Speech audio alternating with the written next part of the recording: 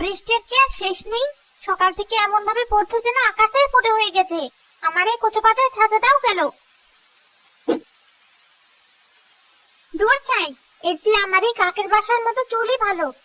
কিন্তু গা বেয়ে যে ঠান্ডা জ্বর নামছে, তাতে তো মনে হচ্ছে ভূতের শরীরে নিউমোনিয়া ধরে যাবে। মানুষেরা কি আয়েসে আছে এই সময় ঘরের কোণে লেপ কাটা মুড়ি দিয়ে আরামে ঘুম দিচ্ছে, নয়তো মাটির ভারে গরম গরম চা খাচ্ছে, জানালা দিয়ে বৃষ্টি দেখছে। ভাবতেই কেমন আরাম লাগে। আর আমি হতভাগী এখানে বসে মগ ডালে ভিজে মরছি। আমারও তো ইচ্ছে করে একটা নিজের ছাউনি থাকুক, একটা ছাতা। হ্যাঁ, একটা ছাতা যদি থাকতো তাহলে মগ ডালে বসে রাজার মতো পা তোলাতে পারতাম। একটা রঙিন ছাতা, টকটকে লাল রঙের। লাল রংটা আমার বড্ড পছন্দের, বেশ চোখে লাগে, মনটাও ভালো হয়ে যায়।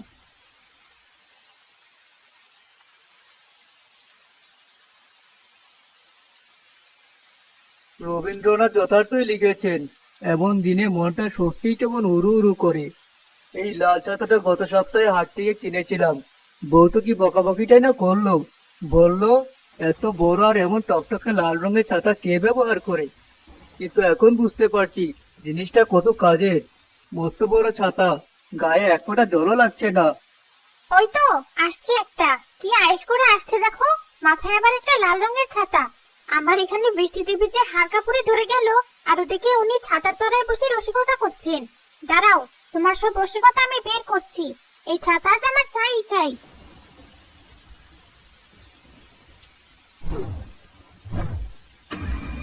কে কে কে তুমি? এ কি চেহারা! কিরে, ভয় পেলি? আমার পরিচয় জানতে চাস? আমি এই বটগাছের শাকচুন্নি চম্পা। আমার নাম শুনলে এই গ্রামের বাগা বাগা লোকেরাও রাতের বেলা ঘর থেকে বের হয় না। আর তুই আমার সামনে দাঁড়িয়ে আমার চেহারা নিয়ে কথা বলছিস? তোর এত সাহস? আমি তো কিছু। চুপ, একটা কথাও বলবি না। তোর মাথায় যে লাল রঙের ছাতাটা আছে ওটা দেখে আমার গা জ্বলে যাচ্ছে। আমি এখানে সকাল থেকে শীতে কাঁপছি, আর তুই নবাবের মতো ছাতা মাথায় দিয়ে গান গেয়ে যাচ্ছিস। ওই ছাতাটা এক্ষুনি এখানে ফেলে দে। ছাতা? হ্যাঁ ছাতা, কানে কি কম শুনিস? এক্ষুনি ছাতাটা মাটিতে ফেলে দিয়ে যেদিক দিয়ে এসেছিস সেদিকে দৌড় লাগা। না হলে তোর ঘাটটা এমন ভাবে মটকাবো যে তোর আত্মরাত শোনার জন্য তুই বেঁচে থাকবি না। তোর নিথর দেহটা ওই সবচেয়ে উঁচু মগডালটাতে ঝুলিয়ে রাখবো, যাতে কাক শকুনি তোর চোখ দুটো খুবলে খায়।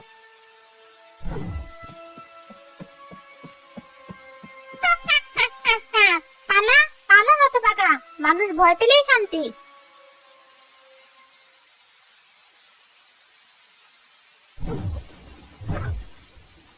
যাক, ছাতাটা তো পাওয়া গেল। ভয় না দেখালে কি আর আজকাল কিছু মেলে? এখন একটু আরামে বসা যাক। আহ, কি শান্তি!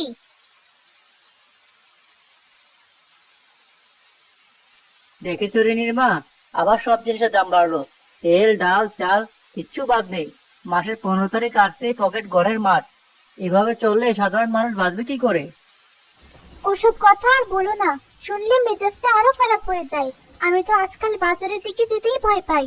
মনে হয় দোকানে না গিয়ে যদি নিজেই বাড়ির উঠোনে সবজি ফলাতে পারতাম, তাহলে হয়তো দুটো পয়সা বাঁচতো।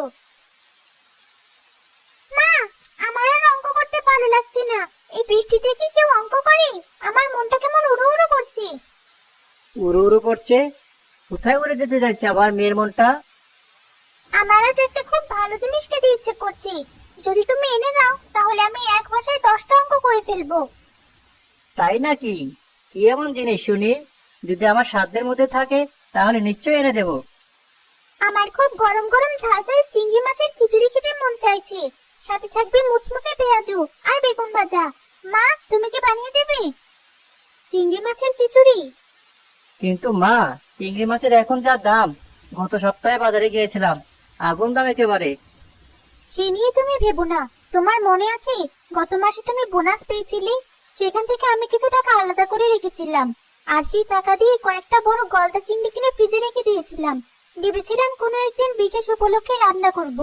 আজ বৃষ্টির এই দিনটার চেয়ে বড় উপলক্ষ আর কি হতে পারে? মেয়ের যখন এত শখ হয়েছে তখন আর যেটাই হোক। আরে বাহ, তুমি তো দেখি সংসারী স্ত্রী। তাহলে তোর কথাই নেই। রিনিমা, তোমার ইচ্ছা পূরণ হতে চলেছে। এমন দিনে তোমার মায়ের হাতের গরম গরম খিচুড়ি হলে তো একদম জমে ক্ষীর হয়ে যাবে। তুমি পৃথিবীর সেরা মা, আমি কি তোমার সাথে রান্না করে যাব? আমি তোমাকে পেঁয়াজ আচ্ছা চলো, তবে পেঁয়াজ কাটতে হবে না, তোমার চোখে জল আসবে। তুমি বরং আমাকে মশলার কৌটাগুলো এগিয়ে দিও। আর হ্যাঁ, আজ আমরা সবাই মিলে বারান্দায় বসে খাবো, মাদুর পেতে গোল হয়ে বসে। বৃষ্টির শব্দ শুনতে শুনতে খাওয়ার মজাই আলাদা।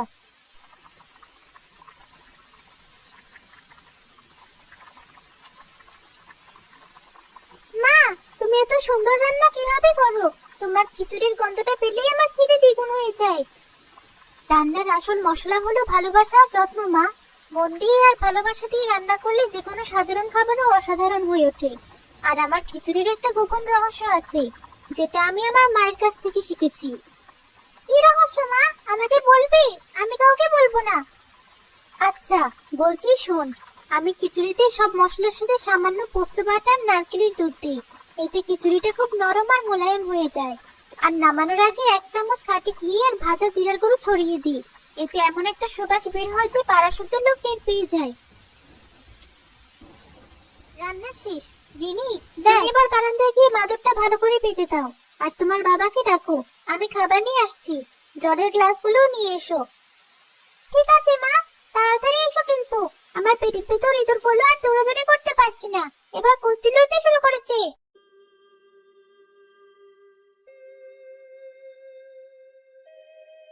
কি সুন্দর ছাতাটা, টকটকে লাল রং। ডালের উপর বসে থাকলেও মনে হচ্ছে যেন আমি কোনো সিংহাসনে বসে আছি। মানুষটা দেখতে যেমন হাসি খুশি, মনটাও তেমন বড়।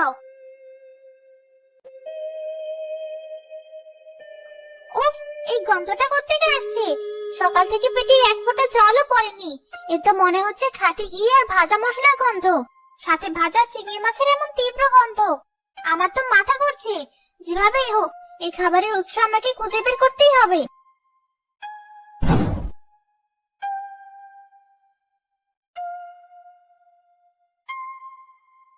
ও, তাহলে এই বাড়িতেই হচ্ছে সেই ভোজের আয়োজন। বারান্দায় মাদুর পাতা, ভেতর একবার দেখতেই হচ্ছে কি রান্না হয়েছে।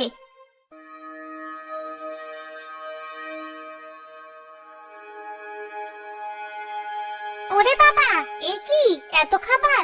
গামলা ভর্তি খিচুড়ি, তার উপর বড় বড় লাল চিংড়িগুলো যেন আমাকে ডাকছে। আরো পেঁয়াজগুলো কি সোনালী রঙের হয়েছে। দেখে তো আমার জিভে 1 সমুদ্র জল এসে গেল। এখন কি করি? ভেতরে গিয়ে চাইবো? না না, ওরা তো আমাকে দেখলেই ভয় পেয়ে জ্ঞান হারাবে। তার চেয়ে বরং তোমরা হাত ধুয়ে চলে এসো, খাবার কিন্তু ঠান্ডা হয়ে যাচ্ছে। আমি ভেতর থেকে জলের গ্লাস আর জগটা নিয়ে আসি। এটা আমার মোক্ষম সুযোগ। ওরা হাত ধুতে গেলেই আমি আমার কাজ সারবো। আজ দুপুরে আমার রাজকীয় ভোজটা এখানেই হবে।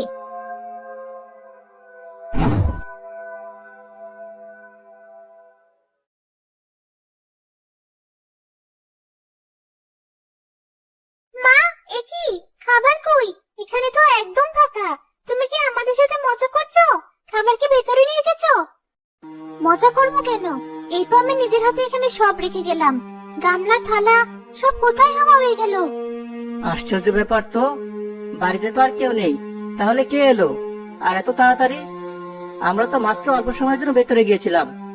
আমার মাটির গামলাটা, ওটা আমার শাশুড়ি মায়ের দেওয়া স্মৃতি ছিল। আর থালাটাও। চোরকে আজকাল থালা বাসন শুদ্ধ খাবার চুরি করে? এটা কোন সাধারণ চোরের কাজ বলে মনে হচ্ছে না। এই বাজারে আবার চিংড়ি মাছ কিনে এনে এমন আয়োজন করা, সব জ্বলে গেল। আমার পেঁয়াজও, আমার চিংড়ি খিচুড়ি সব কে নিয়ে গেল? আমি খাবো কি? আমার খুব খিদে পেয়েছে। কেঁদো না মা, আমি তোমার জন্য ডিম ভেজে দিচ্ছি, ভাত দিয়ে খেয়ে নিও। কিন্তু আমার মনটা খুব খচখচ করছে। কে করলো এই কাজটা? কোনো শত্রুতা আছে নাকি আমাদের সাথে? কিন্তু আমাদের তো কোনো শত্রু নেই। হ্যাঁ, শত্রু মানুষ নয়। এই ভর দুপুরে এমন ভুতুরে কাণ্ড ঘটানো মানুষের কর্ম নয়। গ্রামের লোকেরা যে বটগাছের কথা বলে, ওটা নিশ্চয়ই ভূতেরই কাজ।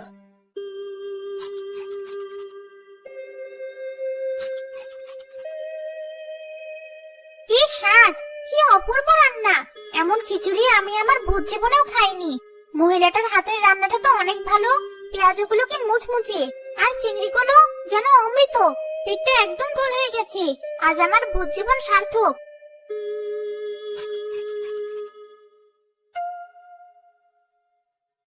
কিন্তু কাজটা কি আমি ঠিক করলাম?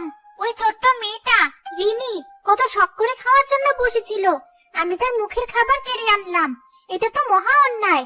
আর ওই যে সুজন নামের ভালো মানুষটা, সে আমাকে এই সুন্দর ছাতাটা দিল, আর আমি কিনা তার গ্রামেরই এক নিরীহ পরিবারের খাবার চুরি করলাম।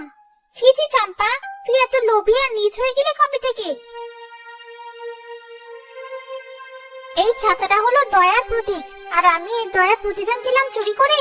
না, এটা হতে পারে না। আমাকে এই প্রায়শ্চিত্ত করতেই হবে। আমাকে ওদের এই ক্ষতির পূরণও করতে হবে। আমার কাছে তো টাকা পয়সা নেই, কিন্তু আমার কাছে এমন কিছু আছে যা ওদের জীবন বদলে দিতে পারে। হ্যাঁ, এটাই করতে হবে।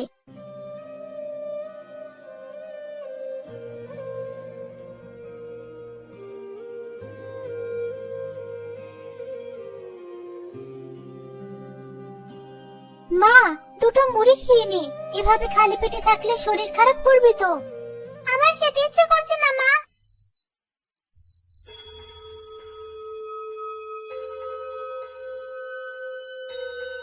এ কি ভূত? কে তুমি? আমাদের ঘরে কিভাবে ঢুকলে? আর এই থালা বাসন তো আমাদের। তুমি তাহলে সেই চোর? দয়া করে ভয় পাবেন না, আমি আপনাদের কোনো ক্ষতি করতে আসিনি। আমি বটতলার শাকচুন্নি চম্পা। আপনাদের দুপুরের খাবারটা আমি নিয়েছিলাম। তুমি তুমি কেন আমাদের খাবার চুরি করলে? তুমি খুব পচা। জানো আমার কত কষ্ট হয়েছে? আমি সত্যিই খুব দুঃখিত। খিচুড়ির গন্ধে আমি নিজেকে সামলাতে পারিনি। অনেক দিন, মানে অনেক বছর ভালো মন্দ কিছু খাইনি তো, তাই লোভটা সামলাতে পারিনি। আমাকে তোমরা পারলে ক্ষমা করে দাও। এই নাও তোমাদের থালা বাসন। তুমি ক্ষমা চাইতে এসেছো? ভূতেরাও ক্ষমা চায়? সবাই চায় না, কিন্তু আমি চাইছি। কারণ আজ সকালে একজন ভালো মানুষ আমাকে দয়া দেখিয়েছে। আমি সেই দয়ার অমর্যাদা করতে পারি না। আমি শুধু ক্ষমা চাইতে আসিনি, তোমাদের জন্য একটা উপহারও এনেছি।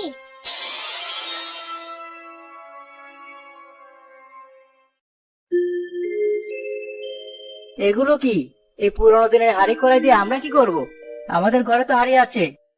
এটা সাধারণ হাঁড়ি কড়াই নয়, এগুলো জাদুর জিনিস। এই হাঁড়িতে যখনই তোমরা চিংড়ি খিচুড়ির কথা ভাববে আর এর ঢাকনা খুলবে, নিমেষেই তা গরম গরম খিচুড়িতে ভরে যাবে। আর এই কড়াইতে পেঁয়াজের কথা ভাবলেই মুচমুচে পেঁয়াজও ভাজা হয়ে যাবে। তোমাদের আর কোনোদিন রান্না করার কষ্ট করতে হবে না, বা খাবারের অভাব হবে না। আমি শাকচুন্নি, তাই এগুলো ব্যবহার করতে পারি না। সত্যি? হ্যাঁ, এটা আমার তরফ থেকে তোমাদের জন্য প্রায়শ্চিত্তের উপহার। তবে আমার একটা ছোট্ট শর্ত আছে। কি শর্ত? যখনই বর্ষাকাল আসবে আর ঝুম বৃষ্টি পড়বে, তখন তোমরা এই জাদুর হাড়ি থেকে এক গামলা খিচুড়ি আর পেঁয়াজও আমার জন্য ওই বটগাছের নিচে রেখে আসবে। আমি ওই লাল ছাতা মাথায় দিয়ে তোমাদের জন্য অপেক্ষা করব।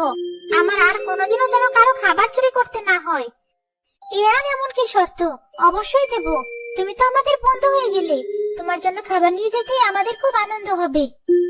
আমি এখন আসি, ভালো থেকো তোমরা। আর রিনিমা, তোমার খাবার চুরি করার জন্য আমি আবার ক্ষমা চাইছি।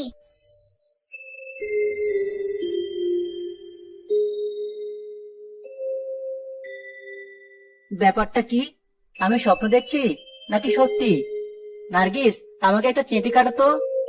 চলো তো আগে পরীক্ষা করে দেখি।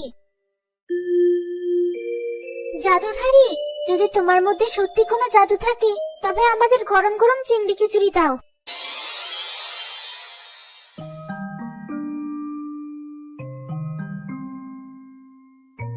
এটা তো সত্যিই কাজ করছে। এবার পেঁয়াজও। জাদুর করাই আমাদের কিছু মুচমুচে গরম গরম পেঁয়াজও ভেজে দাও দেখি। এ তো অবিশ্বাস্য। ওই ভুট্টা আমাদের কত বড় উপকার করে গেল। আমাদের আর কোনোদিন খাবারের চিন্তা করতে হবে না। হ্যাঁ, ও আসলে ভূত নয়, ও একজন বন্ধু। আমাদের এখন একটা নতুন দায়িত্ব বাড়লো। প্রতি বর্ষায় আমাদের বন্ধু চম্পার জন্য খাবার পৌঁছে দিতে হবে।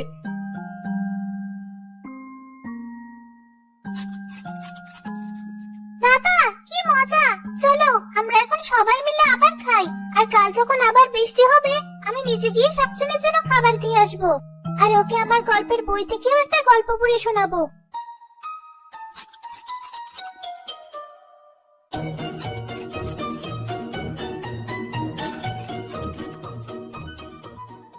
এরকম মজার মজার ভিডিও দেখতে চ্যানেলটিকে সাবস্ক্রাইব করে বেল আইকনের অল নোটিফিকেশনটি বাজিয়ে রাখুন।